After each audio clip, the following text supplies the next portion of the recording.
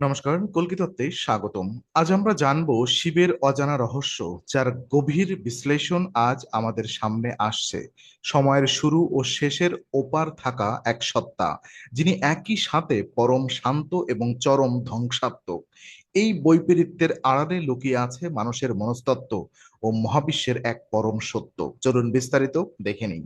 মহাবিশ্বের সবচেয়ে রহস্যময় ও প্রাচীন চরিত্রের দিকে তাকালে যার অবয়ব আমাদের ভাবিয়ে তোলে তিনি হলেন শিব।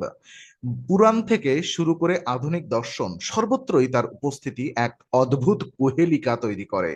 অন্যান্য দেবতাদের মতো তিনি কোনো জাঁকজমকপূর্ণ প্রাসাদে থাকেন না।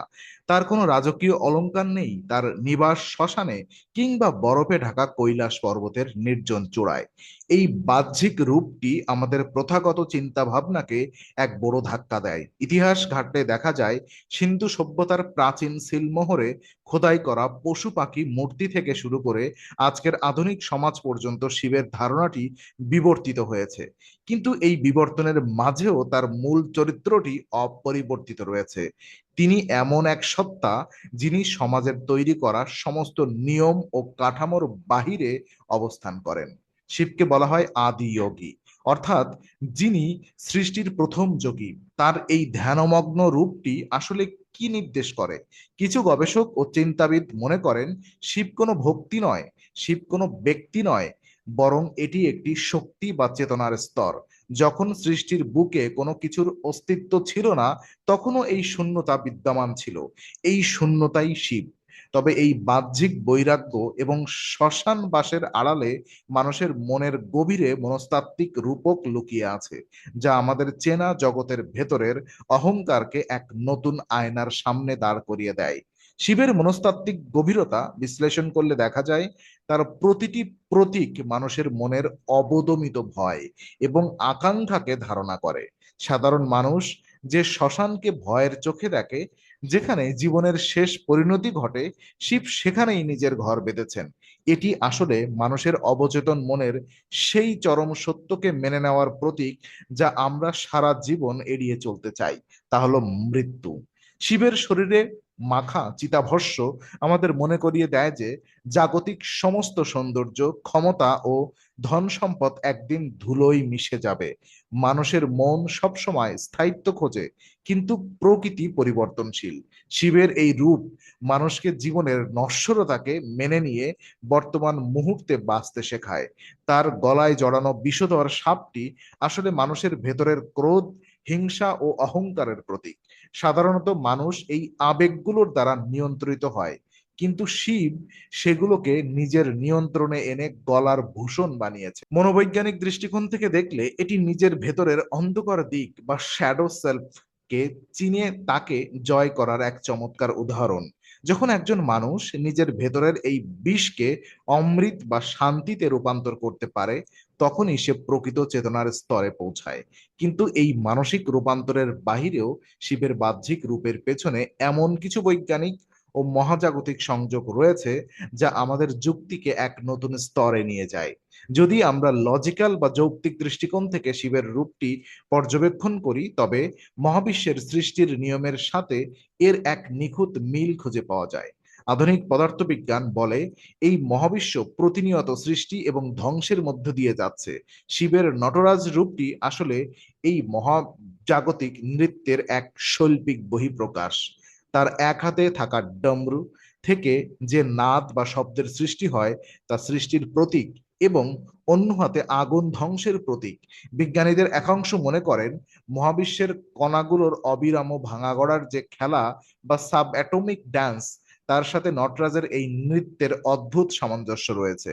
আবার তার কপালে থাকা তৃতীয় নয়নটি কোনো অলৌকিক চোখ নয়, বরং এটি হলো উচ্চতর মাত্রা বা বোধের প্রতীক।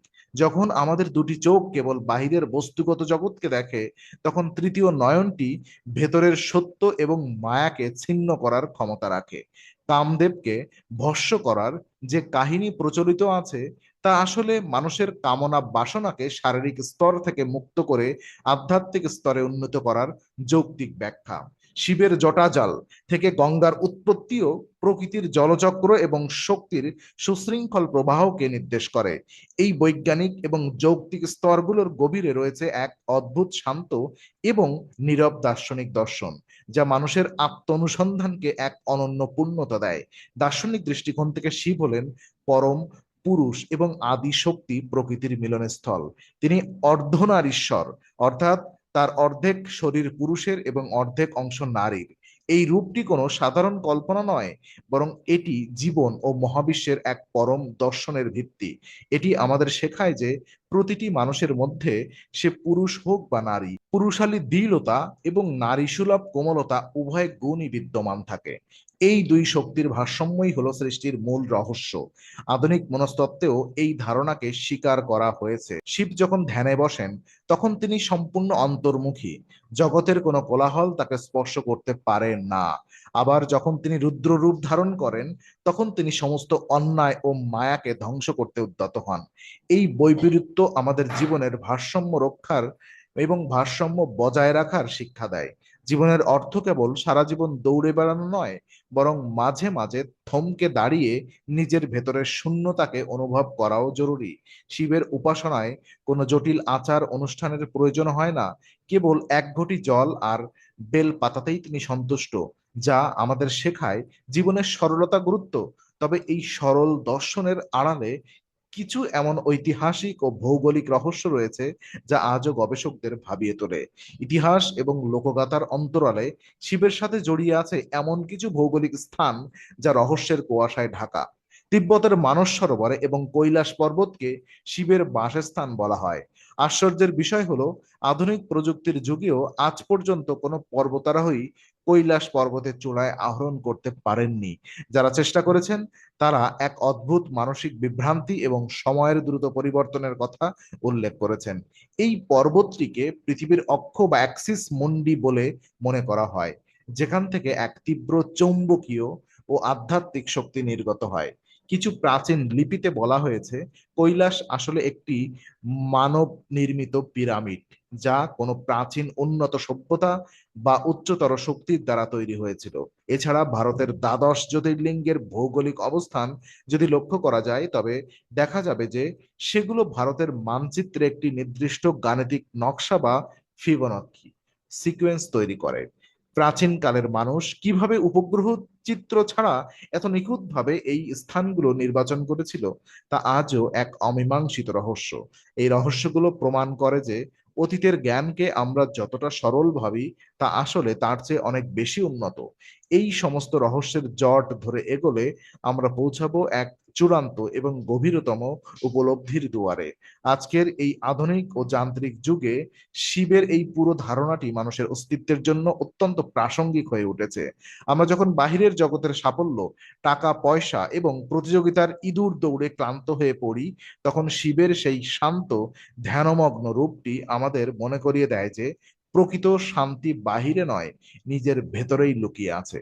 শিব আসলে কোনো ধর্ম বা সম্প্রদায়ের গণ্ডিতে সীমাবদ্ধ নন। তিনি হলেন জীবনের সেই পরম সত্য, যা আমাদের শেখায় কিভাবে ধ্বংসের মধ্যে থেকেও নতুন সৃষ্টির পথ খুঁজে নিতে হয়। বিষ পান করে নীলকণ্ঠ হওয়ার গল্পটি আমাদের জীবনের সমস্ত নেতিবাচকতাকে হজম করে সমাজকে সুন্দর রাখার প্রেরণা দেয়। মহাবিশ্বের আদি ও অন্তের মাঝে দাঁড়িয়ে থাকা এই সত্তাটি আসলে আমাদের নিজেদেরই ভেতরের এক অন্তহীন শক্তির প্রতীক। যখন আমরা আমাদের অহংকার ও মায়াকে বিসর্জন দিতে পারবো, তখনই আমরা আমাদের ভেতরের সেই শিবত্বের সন্ধান পাব। সৃষ্টির এই রহস্যময় যাত্রা আমাদের এই সত্যেরই মুখোমুখি দাঁড় করায়, যা যুগের পর যুগ ধরে মানুষের চেতনাকে আলোকিত করে চলেছে। আজকের বিশ্লেষণ যদি আপনার ভালো লাগে, তাহলে লাইক, শেয়ার, সাবস্ক্রাইব এবং বেল আইকনটি অবশ্যই চাপুন। কল্কি তত্ত্বে আমরা নিয়মিত গভীর বিশ্লেষণ নিয়ে আসি। আগামী ডকুমেন্টারি ও জ্ঞানভিত্তিক ভিডিও পেতে কল্কি তত্ত্বের সঙ্গেই থাকুন।